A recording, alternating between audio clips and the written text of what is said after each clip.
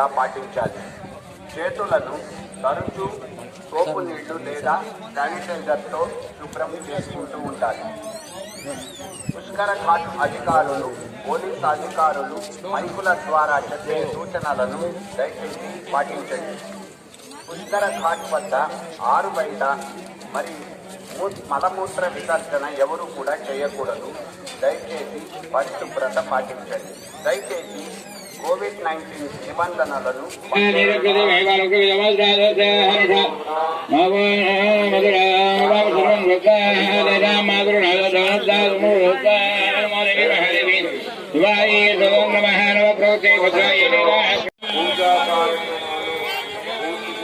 భక్తులందరినీ వెంటనే ఘాట్ నుండి బయటికి పంపించాల్సిందిగా విజ్ఞప్తి చేస్తున్నాము. అదేవిధంగా భక్తులు కూడా సహకరించాల్సిందిగా కోరుతున్నాము.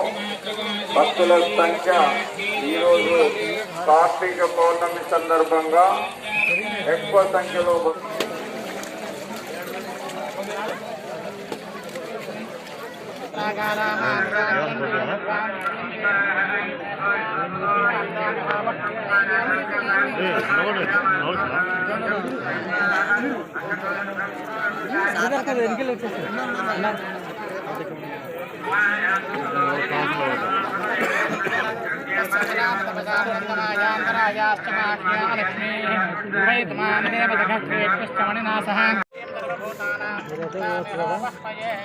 అదే 5 నిమిషాలు ఉంటాం అంతే.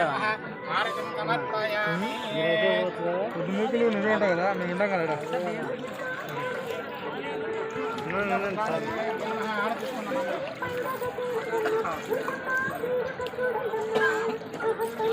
ఏ తమ్ముడు రే రే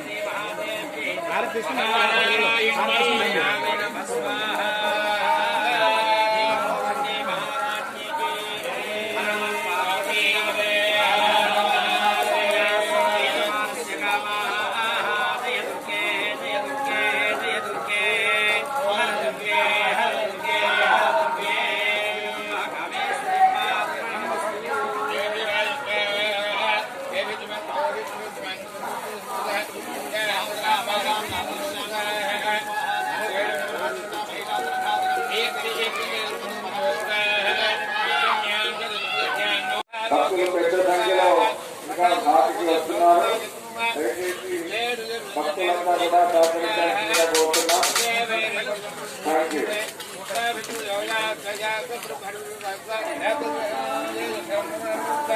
మహాకాళే మహామారే మహామారే సార్ ఒకసారి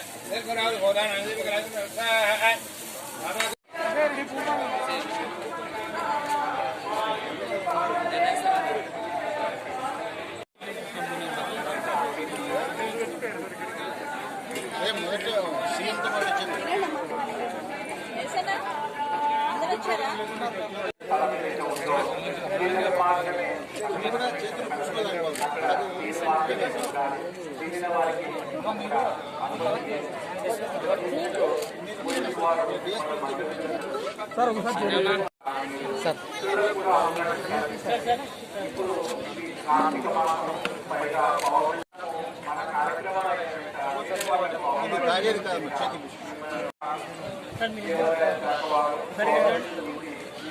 ఫోటో ది అనిల్.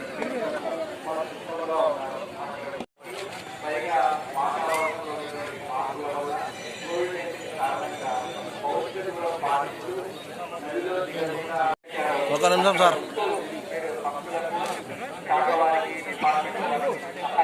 కానీ అన్ని శాఖల వారు కింద పడింది. మన యొక్క జిల్లా అధికారులు అందరికీ నమస్కారం. తుంగభద్ర నది పుష్కరాల సందర్భంగా మా డైరెక్టర్ జనరల్ ఆఫ్ పోలీస్ వారి ఆదేశం ప్రకారం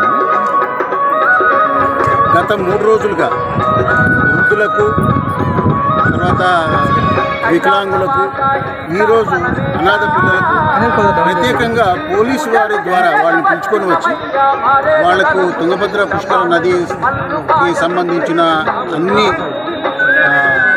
అంశాలు సాక్షి పక్కన పెట్టుకుంటే నీట్గా ఉంటుంది కదా, లైన్గా కూడా పిల్లలతో చేయించి వాళ్లకు ఇప్పుడు చలికాలం వస్తుంది కాబట్టి దాని తర్వాత వాళ్లకు బెడ్షీట్స్ కూడా ఇచ్చి పంపడం జరుగుతుంది.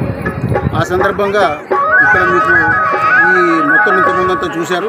వాళ్ళతోటి వివిధ రకాలైన పూజలు అవన్నీ కూడా చేయించారు. ఇంకా కూడా హోమం దగ్గర తీసుకెళ్ళి వాళ్లకు వేరే సంకల్పము పూజ చేయించి వాళ్ళందరికీ కూడా అనాథ పిల్లలు, అనాథ శరణాలయం నుంచి వచ్చిన వాళ్ళను ప్రత్యేకంగా గుర్తించి వాళ్ళలో ఎప్పుడూ ఆత్మన్యూనత రాకుండా పోలీసు వారి ద్వారా ఎంతవరకు మనము సహాయం చేయాలని అవన్నీ చేయమని డైరెక్టర్ జనరల్ ఆఫ్ పోలీస్ ఆదేశించినారు. దాని దృష్ట్యా ఎస్పీ గారి ఆదేశాల మేరకు ఇవన్నీ చేయడం జరుగుతుంది. పేరు సోని, నేను 10th క్లాస్ చదువుతున్నాను. శ్రీ దామోదరం సంజీవ బాలికల వసతి గృహంలో ఉంటున్నాను. సార్ బెడ్షీట్లు అవి ఇచ్చినందుకు చాలా సంతోషంగా ఉంది.